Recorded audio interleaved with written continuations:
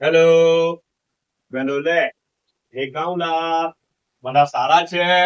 સબ ઠીક ઠાક આજે છે ને આજે મંડે હે ને ગઈકાલે છે ને પેલું એક બનાવેલું શું કરેલું હતું ખબર એ ઈડલી બનાવેલી રાતના મેં તમને શું કેવું કે પેલું અંદરથી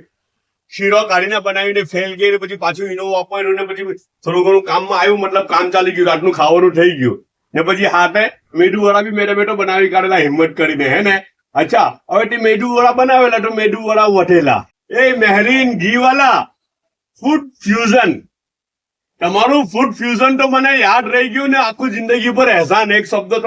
તમે મને શીખવેલો છે હે ને એ એહસાન રહે મારા ઉપર આખી જિંદગી પર મને તો ખબર જ નહીં તો યાર કઈ જ ખબર નહીં તું બધું જ છે ને તમારા લોકો પાસેથી તમારા બધા ઓડિયન્સ પાસેથી હું તો બધું શીખેલો છું બાકી હજુ તો શીખી રહેલો છું શીખી નથી ગયો શીખી રહેલો છું અચ્છા તો તમારા બધાના બહુ બહુ એહસાન છે બધા ઓડિયન્સ ના હે ને તો ફૂડ ફ્યુઝન મને જે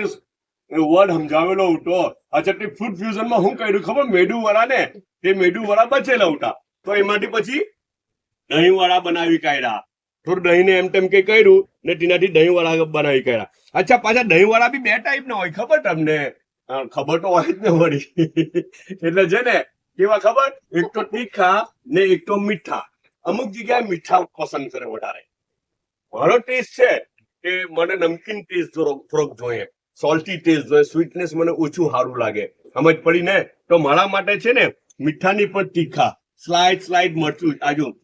આ chilli powder red chilli powder થોડોક ઉપર છાંટેલો છે ને અંદર મીઠાશ નહીં આવે તો મારા માટે તીખા બનાવેલા એ લોકો છે તો આ ફ્રૂટ ફ્યુઝન કેવું ગજબનું કામ લાગી રહેલું છે ને ઘરવાળાઓને ઓકે ને કેરું એક છે ને ચાયનો એક કપ છે ખાલી ઓકે બટા ખ્યાલ કરજો પાછા મળું